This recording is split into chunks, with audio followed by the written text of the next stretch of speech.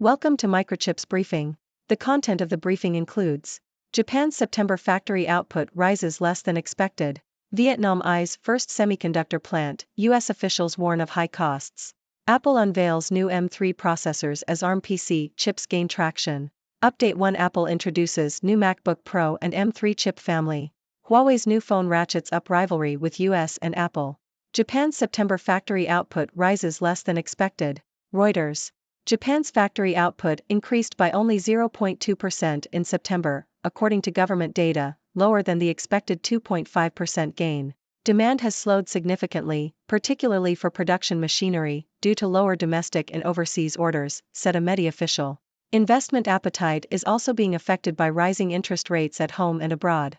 However, autos production rose 6% in September after disruptions caused by a typhoon and system failures eased. Vietnam eyes first semiconductor plant, US officials warn of high costs. Yahoo! Vietnam is in talks with chip companies, with a view to attracting investment into the country and potentially building a chip-making plant, according to two business executives. Vietnam already hosts Intel's largest semiconductor packaging and testing plant and is home to several chip-designing software firms. Meetings have recently taken place with US chip firms, including foundries, the executives said. The aim is to build Vietnam's first fab, probably for less advanced chips used in cars or for telecommunications applications. Apple unveils new M3 processors as ARM PC chips gain traction. Nikkei Asia. Apple has unveiled its latest in-house processors, the M3, M3 Pro, and M3 Max, at a Mac computer launch event. The chips will be the first to be built for personal computers using the 3nm technology. Apple said the chips are faster and consume less power than previous generations and will be used in the new MacBook Pro lineup and the latest iMac desktop. The move comes as Apple faces growing challenges to its chips from other companies working with British chip designer ARM to develop their own PC chips, including Qualcomm, Nvidia, and AMD. Intel, which has lost Mac orders to Apple's in-house chips, said it is not overly worried about the competition. Update 1: Apple introduces new MacBook Pro and M3 chip family. Yahoo! Apple has introduced new MacBook Pro computers and 3 new chips that will power its laptops and desktops. Apple has seen a revitalization in its Mac business, roughly doubling its market share to nearly 11% since 2020 when it parted ways with Intel and started using its own custom-designed chips as the brains of the machines. Apple's custom chips, which use technology from ARM Holdings, have given its Macs better battery life and, for some tasks, better performance than machines using Microsoft's Windows operating system. Huawei's new phone ratchets up rivalry with US and Apple. Financial Times. Huawei's latest flagship phone, the Mate 60 Pro, has been a success in China, with sales reaching 1.6 million units in the first 6 weeks of its launch. This has helped the Chinese tech group increase its local market share by 4 percentage points to 13% in Q3 2021. However, taking on Apple and its iPhone in China will come at a steep cost for Huawei. The biggest challenge for Chinese smartphone makers is stable access to advanced chips, which are in short supply due to US export bans. Huawei's Mate 60 Pro models are equipped with advanced 7nm chips that use homemade designs and manufacturing, but this breakthrough comes with tighter US sanctions. Samsung sees memory recovery next year after profit beat. Bloomberg. Samsung Electronics has reported Q3 2019 net income of KRW 5.5 tn, $4.1 billion, down 40% from last year, but beating analyst estimates of KRW 2.52 tn. The South Korean company, which is the world's largest maker of memory chips and smartphones, saw its chip division post a smaller operating loss of KRW 3.75 tn compared to last quarter's KRW 4.4 tn. Analysts expect the chip market to rebound next year. On Semiconductor's CEO blames outlier customer for slashed forecast that hit stock. Bloomberg.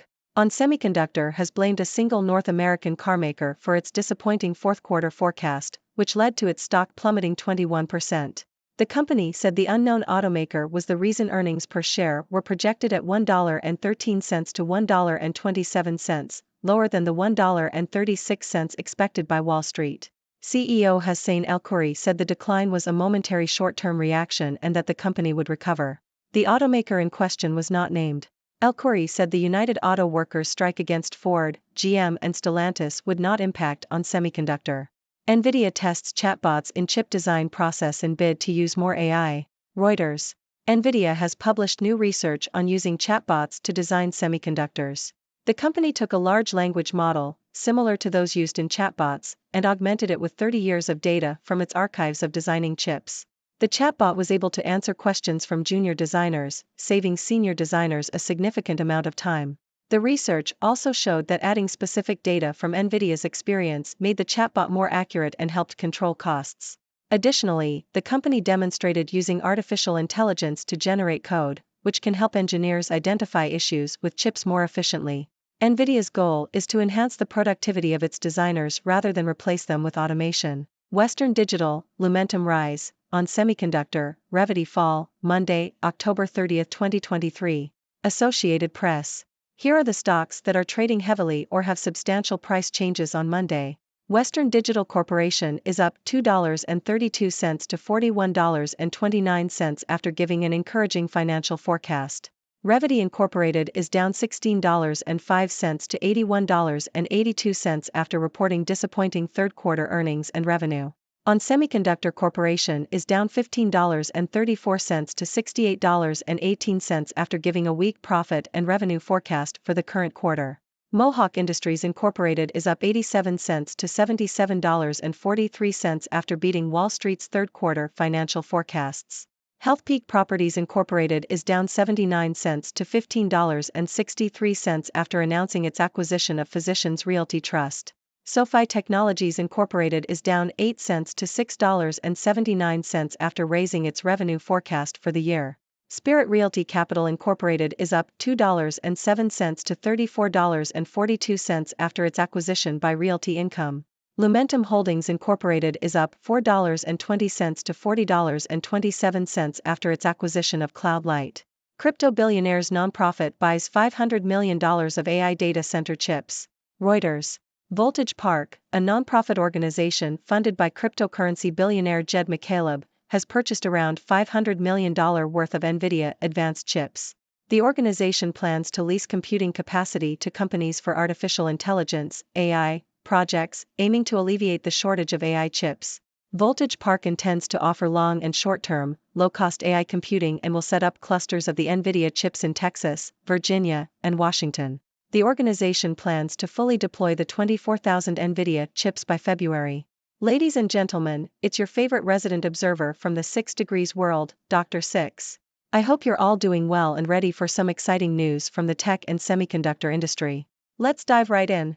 First up, we have news from Japan, where factory output in September rose less than expected.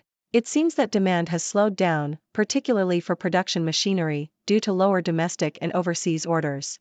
Rising interest rates at home and abroad are also affecting investment appetite. However, the good news is that auto production saw a rise of 6% in September after facing disruptions caused by a typhoon and system failures. Talk about weathering the storm. Moving on to Vietnam, the country is eyeing its first semiconductor plant. They are in talks with chip companies to attract investment and potentially build a chip-making plant. Vietnam already hosts Intel's largest semiconductor packaging and testing plant, so it's no stranger to the industry. The aim is to build Vietnam's first fab, probably for less advanced chips used in cars or for telecommunications applications. Looks like Vietnam is ready to step up its semiconductor game. Now, let's talk about Apple. They've unveiled their latest in-house processors, the M3 series, at a Mac computer launch event. These chips will be the first to use 3nm technology and will be used in the new MacBook Pro lineup and the latest iMac desktop. This move comes as Apple faces growing competition from other companies working with British chip designer ARM to develop their own PC chips. But don't worry, Intel says it's not overly worried about the competition. Phew! In China, Huawei's latest flagship phone, the Mate 60 Pro, has been a hit, helping the company increase its local market share. However, taking on Apple and its iPhone in China comes at a steep cost for Huawei. Stable access to advanced chips is a big challenge for Chinese smartphone makers due to US export bans. Huawei's Mate 60 Pro models are equipped with advanced 7nm chips, but this breakthrough comes with tighter US sanctions. Looks like the chip battle is heating up. Now let's turn our attention to Samsung. The South Korean giant has reported its Q3 net income, which beat analyst estimates. While net income was down from last year, the chip division saw a smaller operating loss compared to the previous quarter. Analysts are optimistic about a rebound in the chip market next year. Fingers crossed for a chip-tastic recovery. On Semiconductor, on the other hand, blamed a single North American carmaker for its disappointing fourth-quarter forecast. The company's stock took a hit, but the CEO remains optimistic about a recovery. The United Auto Workers strike against Ford, GM, and Stellantis is not expected to impact on Semiconductor. So, let's hope for a speedy recovery and no more unexpected surprises. NVIDIA is once again pushing the boundaries of innovation. They've been testing chatbots to design semiconductors. By using a large language model and adding 30 years of data from their chip design archives, NVIDIA has developed a chatbot that can answer questions from junior designers, saving senior designers valuable time. They've also demonstrated the use of AI to generate code, improving chip issue identification. NVIDIA's goal is to enhance the productivity of their designers, not replace them with automation. Nice work, NVIDIA. Last but not least, Voltage Park, a nonprofit organization funded by cryptocurrency billionaire Jed McCaleb, has bought $500 million worth of NVIDIA chips. The organization plans to lease computing capacity for AI projects, aiming to alleviate the shortage of AI chips. They will set up clusters of NVIDIA chips in Texas, Virginia, and Washington. Looks like Voltage Park is ready to power up some AI projects. And there you have it, folks. Another exciting round of news from the tech and semiconductor world. I hope you enjoyed my humorous take on these stories. Now it's your turn to share your thoughts and ask questions. What do you think about Japan's factory output, Vietnam's semiconductor ambitions, Apple's new chips, or any other news I've shared today? Let's hear your thoughts. Thank you for tuning in. The content above showcases the latest briefing reports and analytical synopses, thoughtfully curated by the 6Do team. These insights stem from a wide array of reputable media outlets, think tanks, government sources, and specialized experts worldwide. We encourage you to explore these sources for a comprehensive perspective. Keep in mind that while the content may not always align with the official standpoint of 6Do Brief, it's not meant to be taken as absolute directives for decision-making. Comprising seasoned media professionals, learned scholars, and accomplished scientists, the 6Do team embodies a trailblazing, fully independent media entity. To customize 6Do Brief to meet your professional needs, you have the option to subscribe to a diverse array of briefings on our website, 6dobrief.com. Regardless of your location, you can conveniently receive 6Do Brief via email.